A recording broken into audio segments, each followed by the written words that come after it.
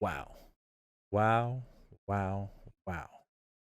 I can't believe the amount of information we received from BSG in today's Tarkov TV. Let's go over it together because we got some great news coming out. A lot of things in there that I like that I'm pretty sure the community enjoys to hear about. The plans that are for the future and where we're headed. Unfortunately, we didn't get a wipe date, but we did get confirmation that with this patch, we are getting a wipe. We just have to be patient because they are polishing it. And I'm speculating probably in about 2 weeks, maybe 3 weeks, we'll get a wipe. People just interested in only one thing. Where is wipe? When wipe, wipe, wipe, wipe, wipe, wipe, wipe, wipe, wipe. Wipe, wipe, wipe, wipe, wipe, wipe. Just as Nikita said, that's all we really wanted to know. We wanted to get a date on wipe, and nope, unfortunately, we Will be didn't wipe get it. with the patch. First thing we're going over is the arena mode, which they did give us a little bit of more insight on it. As far as we know, it's going to be 5-on-5, of course, 2 teams, red team, blue team. The host is going to give us an objective to do, so I wonder if it's going to be more than just basically a team deathmatch. Can't wait to find out. Nikita did say that we're going to have about 3 to 4 maps during testing phase with 5 to 6 maps by the time it launches, and he's hoping for 2 large maps. Indoor and outdoor maps are going to be coming with weather that's going to affect, so that's interesting to find out. He did mention as well we're going to be getting custom games that you can play with your friends that are unranked. For those of you who don't own EOD, you will have to buy this as a standalone game, and you're going to have set presets in the game of loadouts that you can choose to go into your match. As you start ranking up, you'll start unlocking more presets that you can. For those of you who do own the game Escape from Tarkov, he also mentioned that you are going to be able to use some of your PMC's gear and your PMC character. And don't forget that it was mentioned that you are going to be able to loot in the arena. So get ready to lose some gear in there, guys, because I know I will be losing a lot. Another thing that was mentioned was that if the host is unsatisfied with your performance and you guys are stalling the games, meaning Team A and Team B's last 2 guys are just camping it out, waiting for someone to catch it to pick an angle, he is gonna sending his cleaning squad that's gonna go in there and their AIs, and they're supposed to clean the arena from all players. I'm excited to find out, are these gonna be raiders? Are they gonna be rogues, scav bosses, or just some unkillable AI that's just meant to eliminate all players so the next round will start? What do you guys think? Comment down below. All right, the next thing we're getting into is all of the guns that they showed us.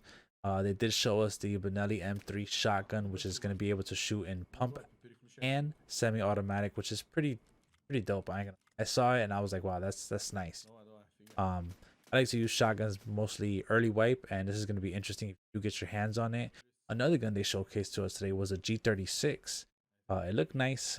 He said that he doesn't like the gun in real life, but all variants of the G36 are going to be in this game, and all of their attachments. He also showed the stock scope that comes on it, which was very an eyesore. I didn't like it, and I know I will not be using that scope. I will toss it right off the gun if I find it.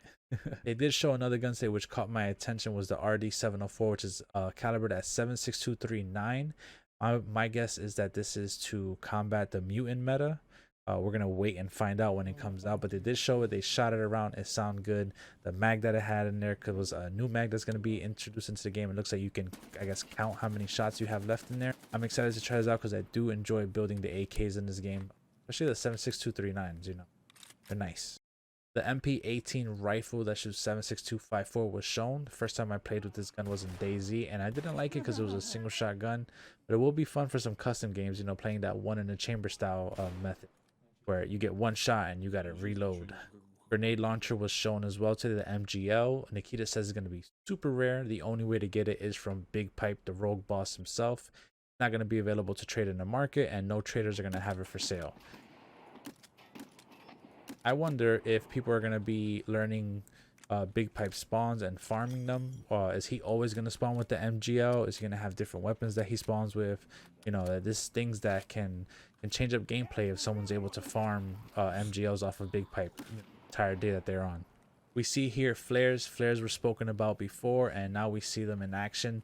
There's supposed to be different flares with the ability to call in airdrops. There's going to be 4 airdrops in total. We got the standard one, which we receive now. Medical supplies one. We got weapons and mods, and I believe armor was the last type. Interested to use these out. I think he said it's going to be 1 per team, so you won't be able to spam it, and it does not work in offline raids as we saw here in their video today. They also showed a little bit of footage of Lighthouse today. His guy that was playing the game was moving up slowly, crossing the bridge. the sniper wasn't there. I wonder if that has to do with that he was in an offline mode or they just didn't spawn. But as he crept up closer to the lighthouse, he got a good glimpse of it, looked up. As soon as he got closer, there were some mines there, and we all know how the Tarkov mines take you out. And that ended the viewing of Lighthouse right there. But I'm pretty sure they did that on purpose so we don't get spoiled on what's to come in the Lighthouse expansion. Rogue bosses weren't talked about much. Nikita said that they did have some videos of the animations on 2 of the 3 bosses, but he did not like the angle that they were shot in, so he didn't show us. He said to stay tuned to the socials. He's going to put it up on there, and that's when you'll get the first glimpse of those animations. Another thing that we got to see today was the new running animations, walking animations, and sidestepping animations. It looked beautiful. They were smooth.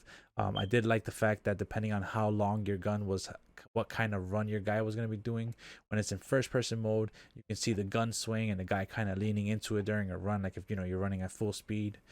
They also added that like if you're going in a circle turning corners, your character is leaning into the turn, which looks cool. I don't know if there's any gameplay change on that, but it looks nice.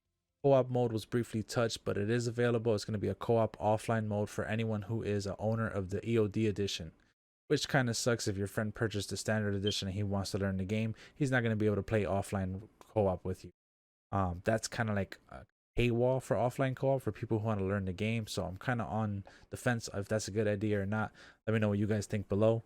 And this is a good introduction for every single content creator out there. With these offline co-op lobbies, you're going to be able to host your own little games in a server where you don't have to worry about random players, or even just maybe try out some RP, which I know a lot of people have a lot in mind for that. Lastly, Nikita showed us the FSR, which is AMD's version of the DLSS. It's supposed to help boost performance and give you a couple more frames. It looks like it was given 30 frames in the demonstration they showed us. I'm wondering to see how this works. DLSS has helped a little bit. I don't think it was a giant change. Let me know what you guys think about DLSS and our FSR. We also saw a glimpse of our friend Fence giving out a task for the scavs. This is interesting. That task they showed said kill PMC operatives is from Fence, so that means you get to do it on your scav run. Gives you a little bit more to do on your scav run besides just getting loot and getting out. Now you have an objective to try to find PMCs and take them out, maybe loot certain objects, and you do get a reward if you happen to finish it. They're dailies, so every 24 hours you're going to get a new one from Fence. Be on the lookout for them.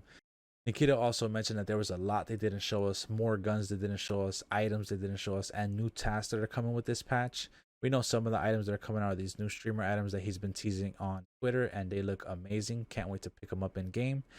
And lastly, he's mentioned the voice lines. USEX are getting 2 brand new voice line options, and the Bears are getting 2 broken English options. It's going to be fun for those people who like playing as a bear. At least they get to speak a little bit English and we can communicate in game if they don't like to use VoIP. Are you going to be using the broken English bear as soon as it's available? I think I am. Maybe it's time to switch over to the bear side.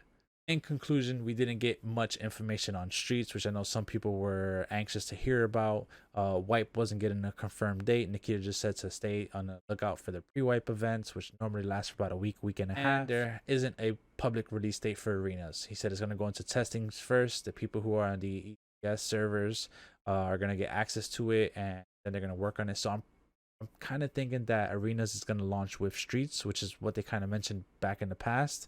But we'll just have to wait and find out and just enjoy watching the trailer over and over and use our imagination. Thank you everyone for sticking around. That's what BSG went over on their podcast today. If there's anything else that I missed, leave it down in the comments below. If it's your first time here, I appreciate it. Hit the thumbs up.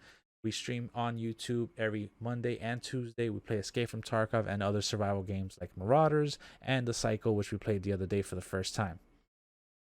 If you haven't subscribed, feel free to think about subscribing to the channel. Helps me out a lot, and I'm trying to get to the 1,000 subscribers so I can work on the YouTube Partner Program. For those of you that are here, enjoy this clip. This was by far my most favorite part of the podcast tonight. And it's that new Tarkov sound pack. Nikita's very own.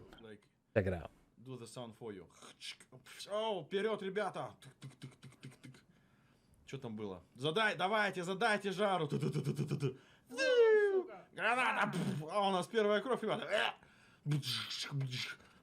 Водку в туалет, ребята!